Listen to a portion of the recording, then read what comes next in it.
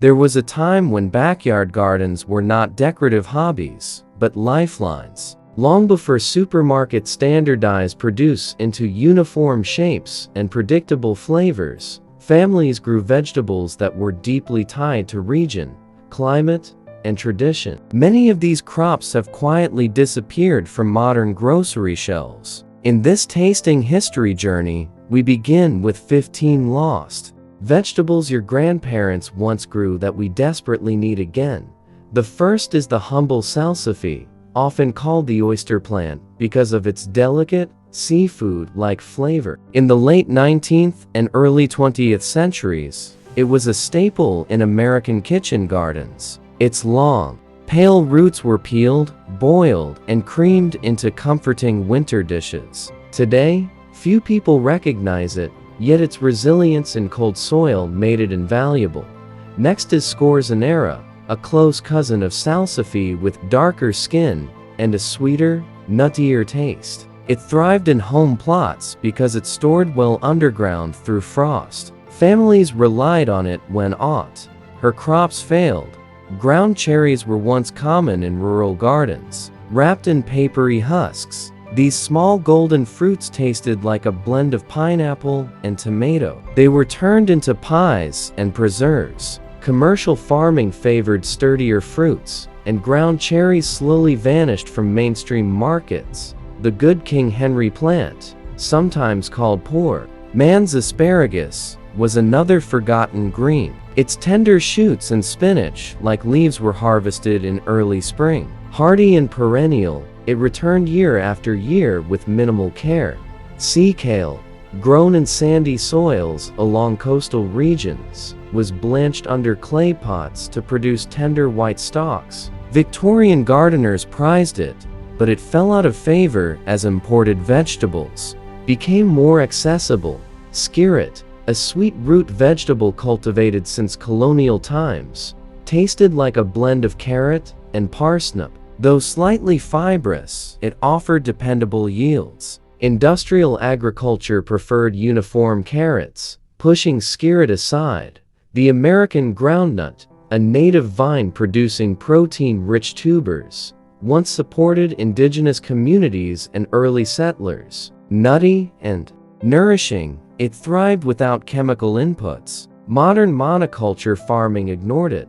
Walking onions, also known as Egyptian onions, walked across gardens by bending their tops into the soil to replant themselves. Their hardy nature meant families always had onions available. Today, they survive mostly among heirloom gardeners. Cardoon, related to the artichoke, featured thick edible stalks that were braised in winter kitchens. Its dramatic leaves made it both ornamental and practical. Hamburg parsley was grown for its thick, flavorful root rather than its leaves. It flavored soups and stews during colder months. Krosnies, small knobby tubers, also called Chinese artichokes, once appeared in specialty gardens. Their crisp texture made them popular in pickles. Yellow pear tomatoes, though still available in seed catalogs, were once more widespread in family gardens. Their sweet tang brightened summer tables.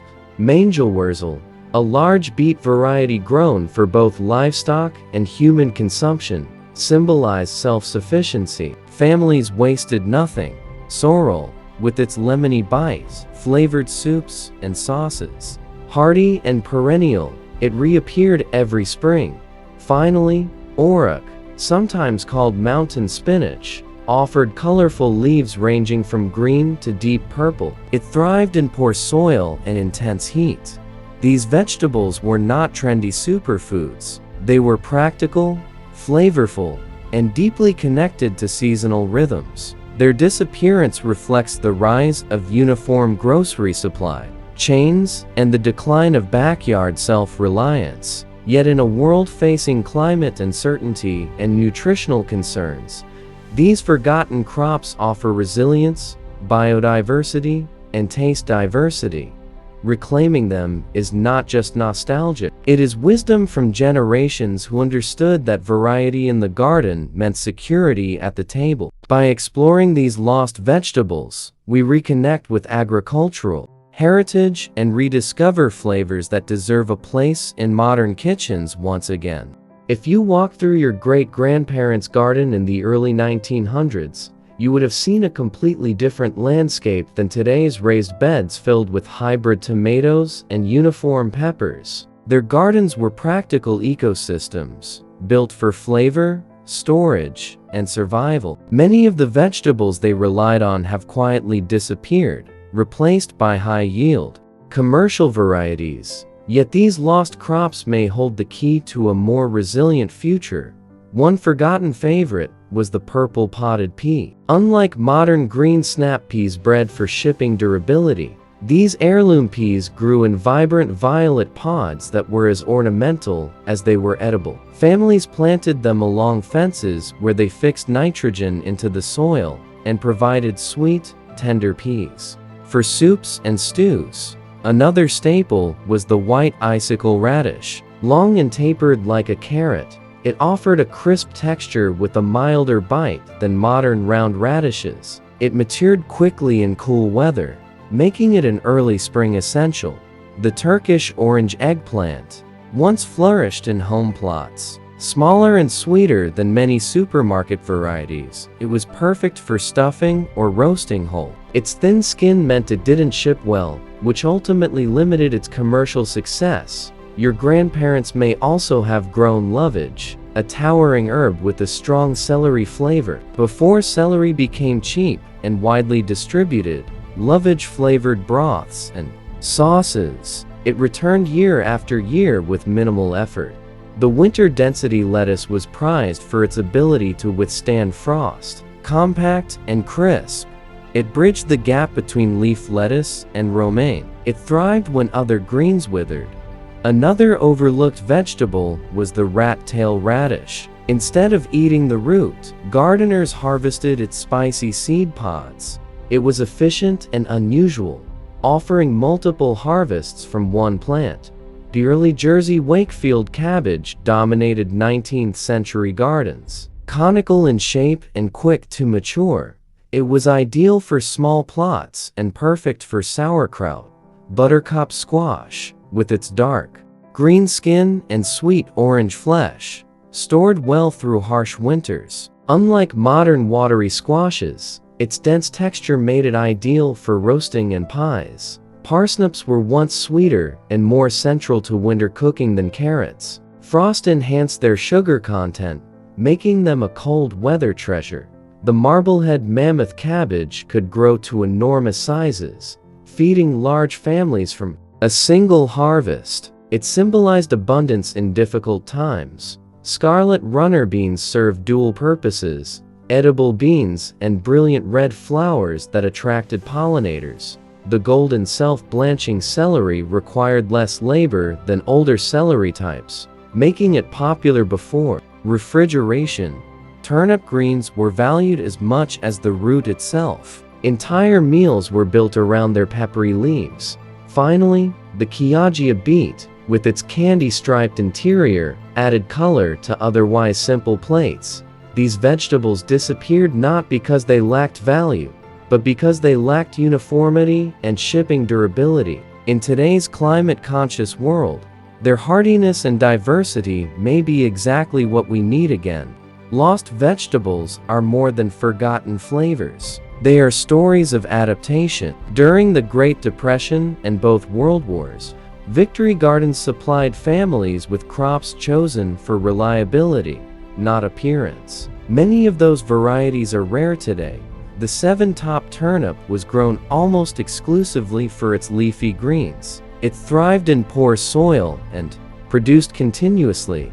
Claytonia, also known as miner's lettuce, was a winter green that prevented scurvy due to its vitamin C content. It grew in cold frames when little else survived. The mammoth Sandwich Island salsify produced massive roots, once considered a delicacy. Creamed salsify appeared regularly at Sunday dinners. Red Russian kale, tender and sweet compared to curly modern kale, was once standard in cold climates. The Tennessee sweet potato pumpkin combined squash sweetness with pumpkin storage life. Sea Island red peas were drought-tolerant legumes central to Southern cooking traditions. The German butterball potato, stored for months without sprouting quickly.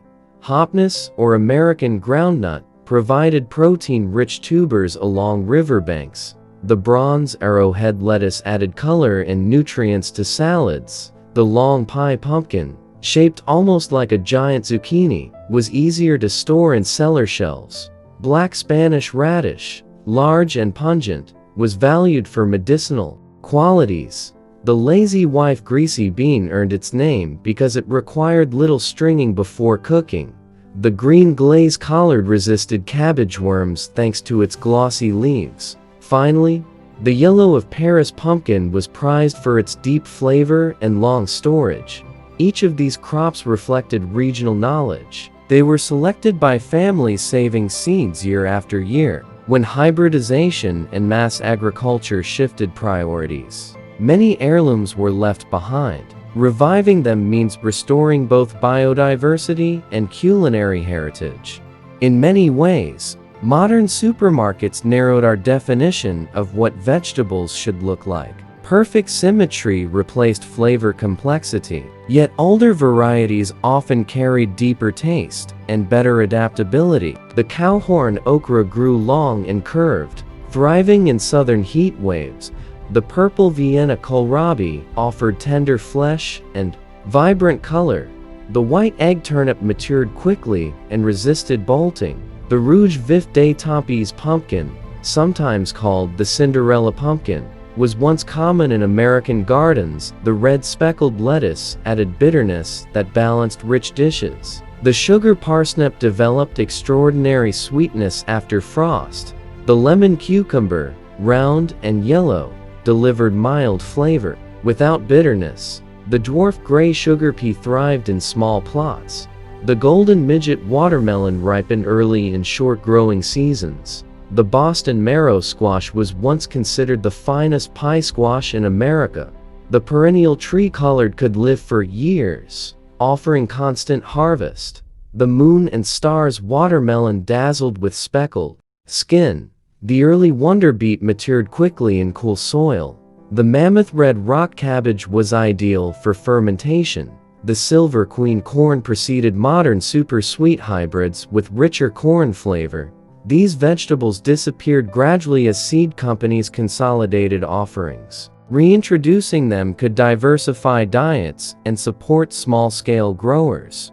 When we talk about lost vegetables, we are really talking about lost independence. Your grandparents saved seeds not out of nostalgia, but necessity. Each plant adapted to its local soil over decades. The white wonder cucumber was crisp and dependable. The Canada crookneck squash stored well into winter.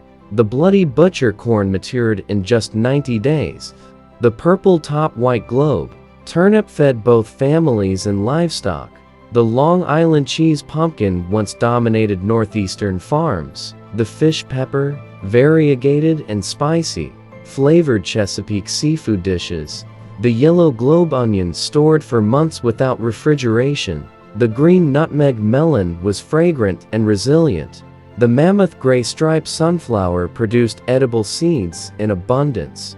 The Hungarian heart pepper offered sweetness and thick walls for stuffing. The Strasbourg radish tolerated poor soil. The large red tomato, heirloom and irregular, tasted richer than modern hybrids. The early scarlet horn carrot preceded the orange carrot dominance. The white cushaw squash resisted pests in humid climates. Finally, the old-time blue collard survived winters with minimal protection. These vegetables remind us that diversity is strength. As climate shifts and supply chain strain, returning to resilient heirloom crops may not just be romantic, it may be necessary. Tasting history is about more than flavor. It is about reclaiming knowledge that sustained generations before us.